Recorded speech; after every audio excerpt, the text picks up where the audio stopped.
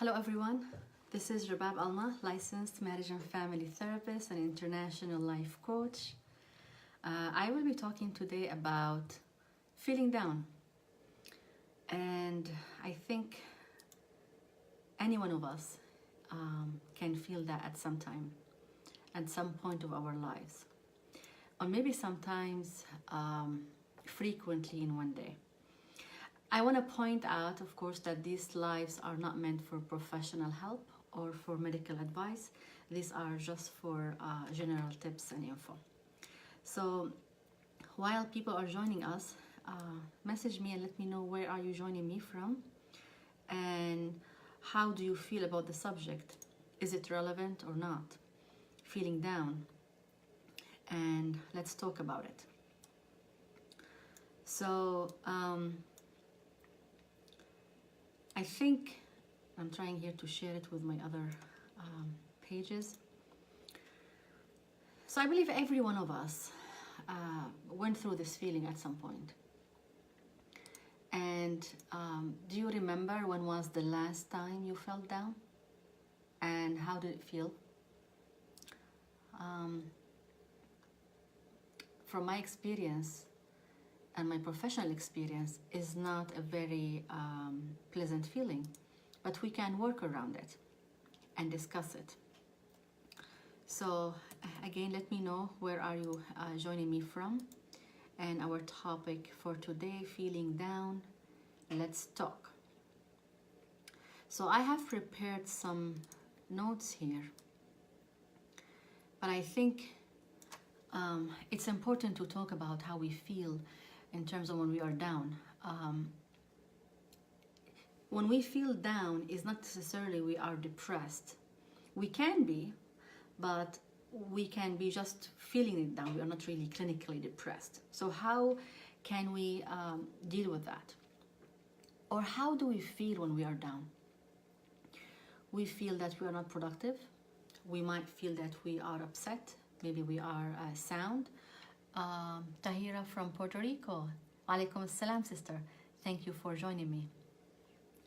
So we might feel that we're down, sad, upset, maybe irritated. We are not accomplished, or something is nagging in our head. Something is really bothering us.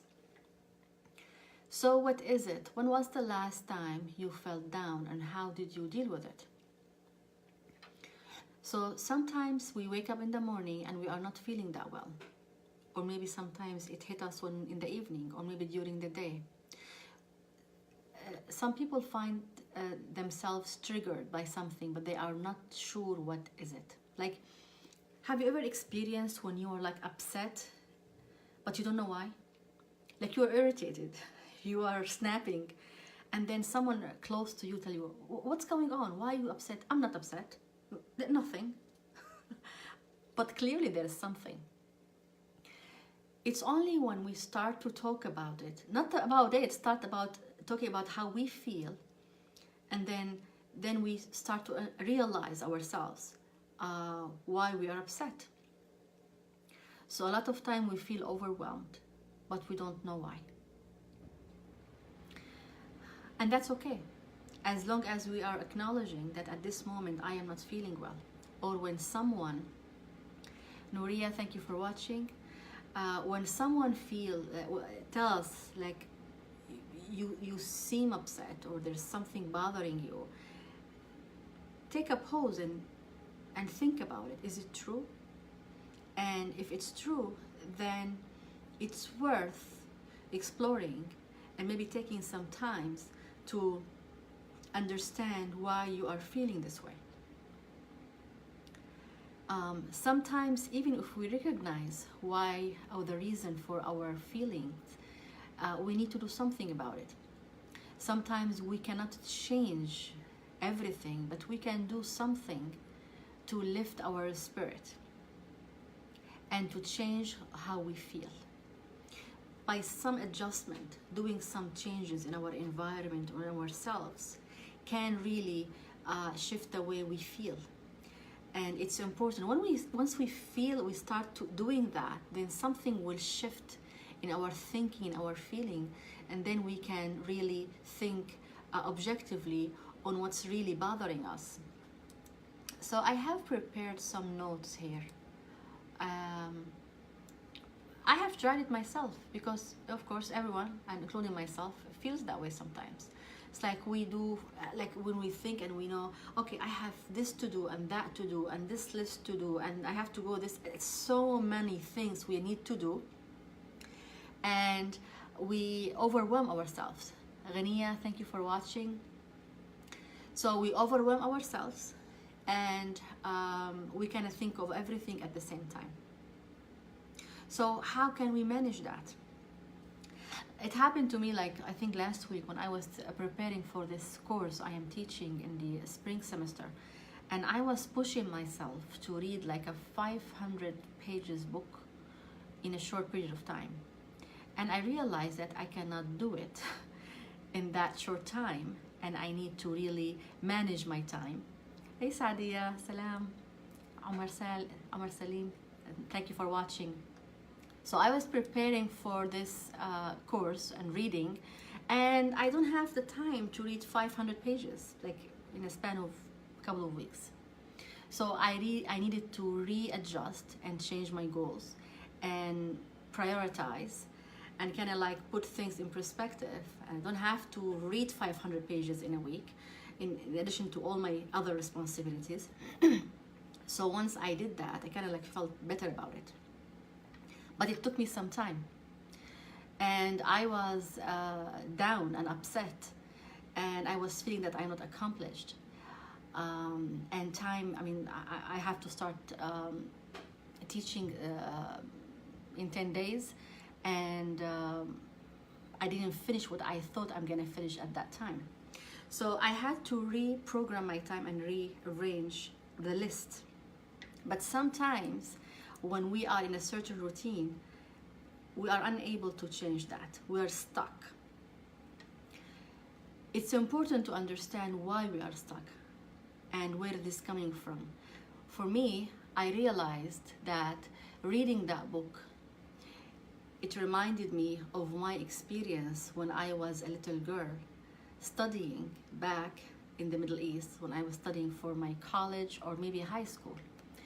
How I felt, and there was no way to go out like to a library or to study with a friend. Back then, more than 20 some years, you don't have options. This is the place you study in. You don't go anywhere, you don't invite someone to study with you, you just have to get through it. I realized that sitting in that environment and bringing that book, I was actually bringing myself to the past experiences as a student, even though I am not a student now. I am a teacher, but subconsciously I was thinking about it as a student. And that's why I was unable to move forward. Something is stuck. I could not read. Every time I carry this book, I just distract myself. Facebook, social media, anything. And then I complain, where did the time go? You know, why I'm unable to finish what I'm planning to finish? And then I realized it's actually my own doing.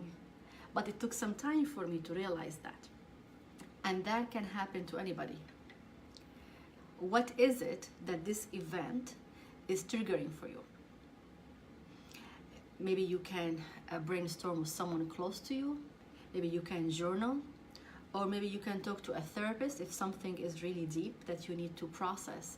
But anyhow, under any rate, we need to get these emotions out of the system in order for us to be able to process anything else.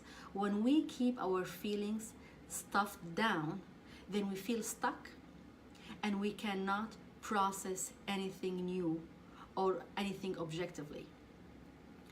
So I have wrote here some notes to share with you about what can be done to overcome this feeling. You want to make a list. I know a lot of people tell me, oh, I have a lot of them. Don't talk to me about a list. But this is a different list. How about, instead of putting a to-do list, how about you put a list on what you accomplished, what you did, successfully completed in the past year, 5 years, whatever it is. What did you do? What are you proud of? Write it down.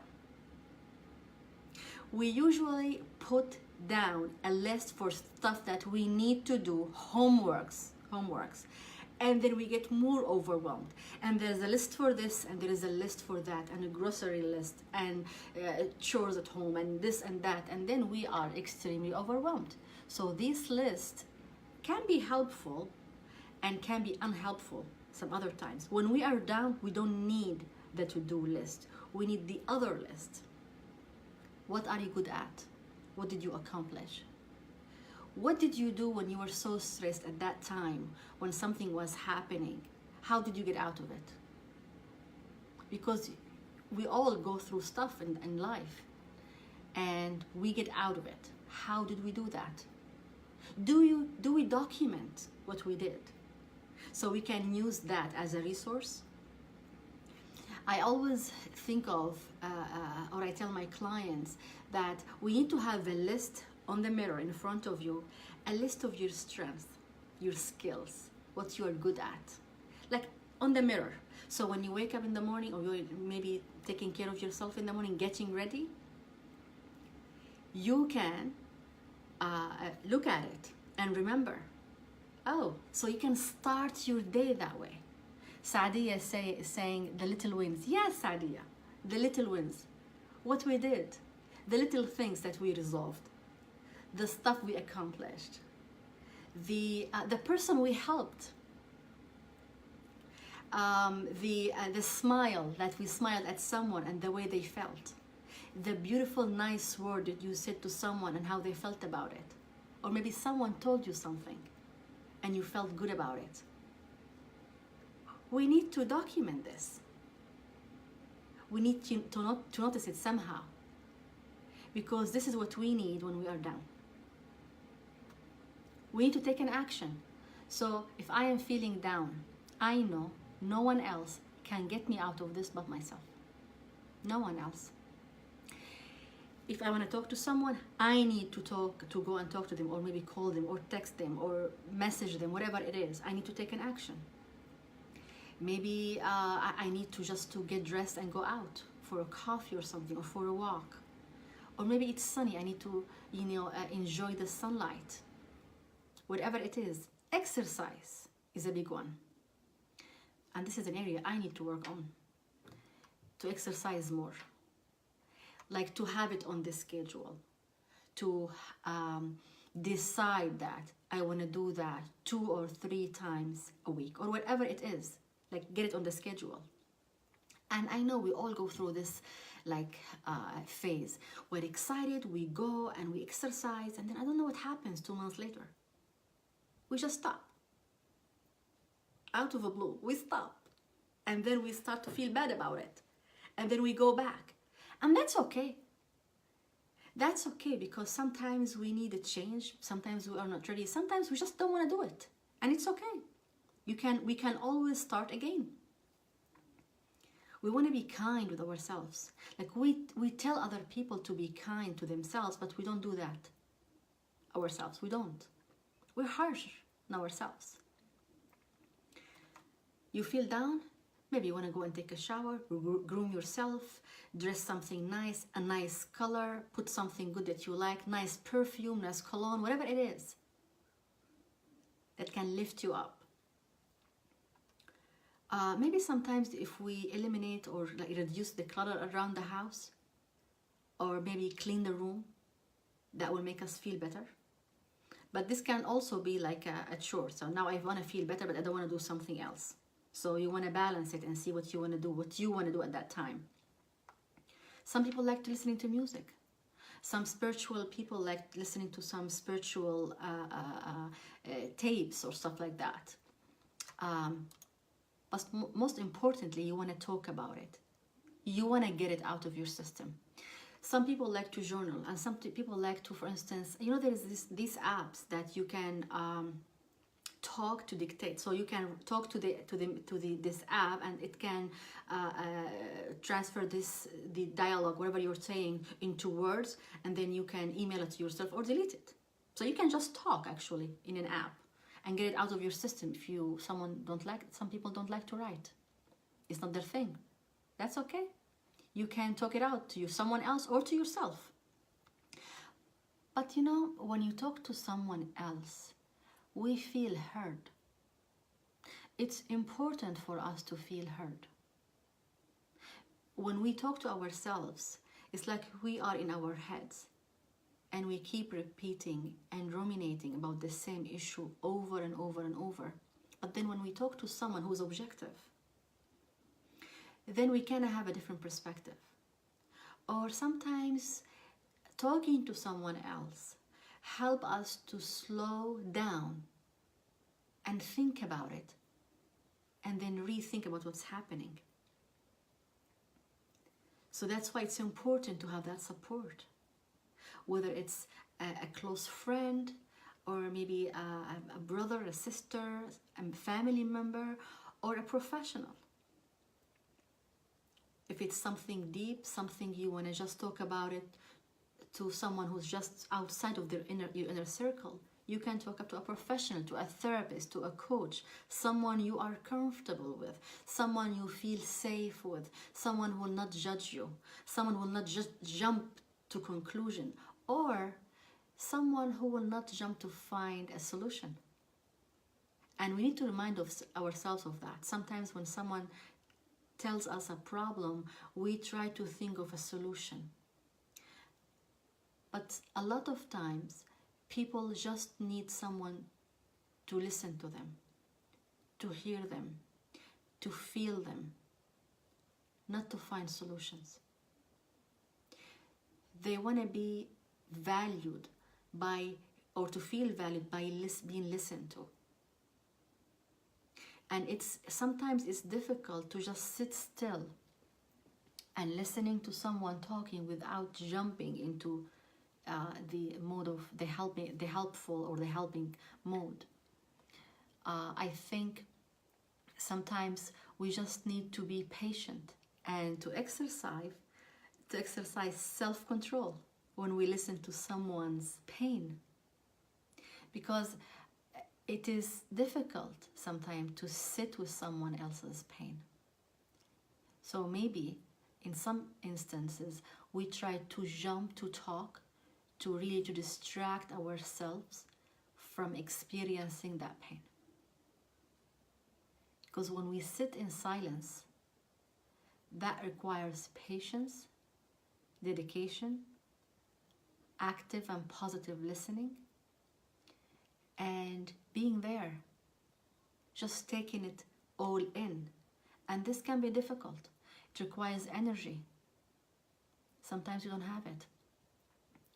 So we want to be able to have that in our lives. And if we don't have it currently, we need to seek it, whether it's in inner circle or from a professional. It's extremely important. Tariq, thank you for joining me. As Sadia Yunus said, the little wins. Sometimes we are so focused on the goal and we forget the little wins, the incremental progress steps that we do. We forget about them. It's not important. It's like someone got a good grade, but no, I'm looking for my GPA. I have to get a 4.0 or something, so this does not matter. I need to focus on what's next. Then we are not really nurturing ourselves. We are not pausing to enjoy what we've accomplished. We are always running around, always doing something. And that can be tiring and we can get burned out. One thing also is to challenge that voice of you, the inner voice, the critic inner voice inside of you. So we criticize ourselves days and nights. We are not good enough. I didn't do it that well. I wasn't clear enough. I did not prepare enough. All of them. We are always something, not something enough. But we need to understand that we are doing our best at the moment. And if we are not, then it's a lesson for us to learn that, okay, I did not do well here. Maybe if I change this or adjust that, then I will do better next time. And that's okay. Are we telling ourselves this is okay? Because sometimes, even for instance, when we tell our children, it's okay, don't worry about it, but your child sees you that you are always worried. You know, actions speak louder than words. If I am telling my daughter, don't worry, but I'm always worried, she's gonna follow my actions, not my words. So we need to think, like really do practice what we are preaching to each other or to others, because sometimes we forget. We demand a lot of ourselves. And then I know a lot of people that they start to slow down when they are starting to have like some physical issues or health issues. And if we are able to do that or to pause before we get to that point, that would be great. So we're actually avoiding all of this pain and struggle. But sometimes we just feel that we are on the motion. Let's just do that. And I can do this, I can do that. And keep going until you get to a point when you cannot do it anymore. What you used to do 10 years ago, you cannot do it the same way, in the same time, at the same level now. And we need to acknowledge that, and we need to slow it down and pause. We need to respect our bodies. We need to respect our capacity. And we need to understand that it's okay to take a break. Sometimes we don't give ourselves that right. We don't. So another thing is sometimes we are stressed because of what's happening around us. Sometimes we need to unplug or maybe eliminate negative messages altogether. Some toxic relationships. Sometimes we need just to cut this down. We need to stop it. Sometimes if it's a family member and you cannot really cut them off, you need to manage it. So instead of communicating with them every single day, if they are upsetting you, maybe once a week, maybe once a month. And from my own experience, it can be difficult in the beginning, but you will be able to do it. Like, just slow it down. In the beginning, they might challenge you and maybe resist what you're doing, but then at the end, they will have no option but to go with the rhythm. If someone is really negative in your inner circle, then you might not want to respond to them right away. Wait a couple of days, a week. Then you are slowing the process down. Whatever you want to do in order to gain your sanity, to keep your sanity, to be healthy, not only physically and mentally. Also, you want to embrace your limitations. Simply, certain stuff some people cannot do. We have limitations. We are human beings. We have our own limitations. Certain stuff, I mean, for instance, I'm someone who cannot change a tire if I have a flat tire. I will actually stop in the road and ask someone to help me. I'm okay with that. There are other stuff that I cannot do. I don't know, I'm not thinking of something now in particular, but there are a lot of things that I will not be able to do, like anyone else. We have certain limitations that we need to respect. I think it's really helpful when we delegate. So we want to pick what we are good at. Pick what you are good at and delegate the rest. So I tried to build my website. I couldn't. I tried and it was a whole, big drama for me. So I dedicated it to a professional. And that's fine. A lot of people can do it on their own. I can't. This is not my strength point, and it's okay. So it's important to dedicate our energy to what we are really good at, because we're gonna excel in those areas. And the stuff that we don't know, or they are not in our interest, or we don't have the energy for, or we don't like to do, just we can hire someone, delegate them to someone else, whatever we can do in order to maximize our time and to utilize our energy where we like to utilize it at. So I want to ask you, why, if you are overwhelmed now, why are you overwhelmed? What's the first thing that comes to mind? You can write down, in the comment section and let me know.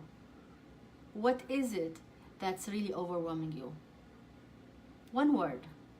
What is it? Like, if you think now, what is it, the one thing that you would like to take off of your plate?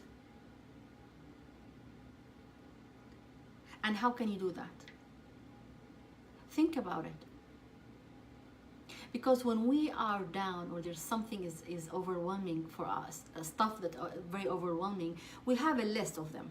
We have a list of stuff. What is it? What is the first item on your list? What is the second? What is the third? Because you want to focus. You cannot, Sadia said responsibilities. Yeah, it can be overwhelming. Absolutely. So we want to prioritize these responsibilities. What is the main focus first? Is it the children? Is it work? What is it? And then we might want to invest more energy in what's really important and less energy in other items. Managing the time. Or sometimes we need to drop some of these responsibilities for later time. Or maybe ask someone else to share that responsibility with us. Whatever we can do to lessen these burdens. I think health comes first. Like, I think, to me, health is the first on the list. Because if I am unhealthy, I cannot be there for my daughter or for myself or for my clients. So the health comes first. What is it for you? Maybe if you have children, maybe you can delegate some stuff for them to do at the house.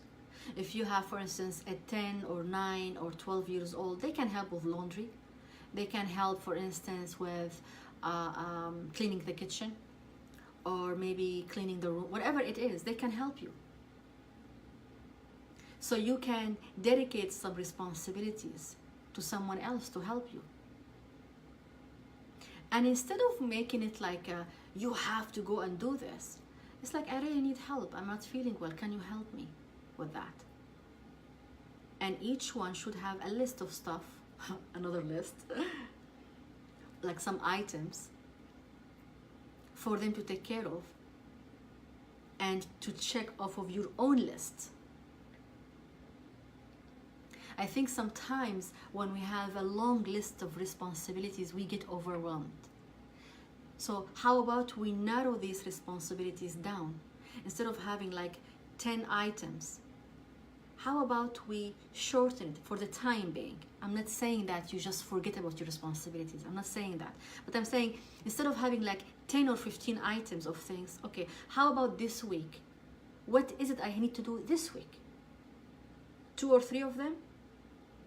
So that will be like less stress on you. Okay, so instead of like 15 items, I have 3 to focus on. So you will focus on 3 items and invest your energy in these items, and you will feel accomplished. So now I can move to the next list, to the other one, to the other responsibilities. But we always need to focus on what's important. because there are a lot of things that will distract us. Work, bills, children, health, family members, our own inner stressors, a lot of things. Paperwork, assignments, homeworks, you just name it. But are these all important and at the same level? I don't think so. I think we can narrow these down to what's important. So there are urgent stuff, there are important stuff, and there are stuff that they're not important, and there are stuff that they can wait. Like I can, for instance, delay certain responsibilities to next month or next week. Whatever it is. Sometimes brainstorming help. Like for instance, if you sit with someone and I have this and I have that, and then you talk back and forth, someone who understands what's going on, like a family member or someone close to you, or a friend, or maybe a coach, whatever it is, and then you're thinking loud, and someone is there, like it's like a soundboard. Oh yeah, you are right. It happens with me when I talk to my friend, when I speak to my daughter, or if I go to my therapist, of course for different issues. But when there's someone there and I can be safe with, tell them what's going on, and they can give me some ideas. Just suggesting some ideas. No pressure. Then we kind of feel like, okay, I'm able to reorganize and feel better about it. So let me know, what do you think of this topic? I hear a lot of people around me and in the office, my clients, there are a lot of stressors going on with people. People are going through a lot. People are struggling. People are, we put this smile on our face, but everyone has a story. Everyone has a story. Everyone is dealing with something. And I think it's important to honor our own story and seek help, because we need to feel better. We need to help ourselves. We need to seek support. We need to own the responsibility towards our own selves to feel better. And if we cannot do it on our own, we need to seek professional help. If you like this video, please hit like, share it, and I will download it on my YouTube so you can subscribe and watch it there and share it with others. I hope you like this video, and I wish you a very wonderful evening. Thank you for watching.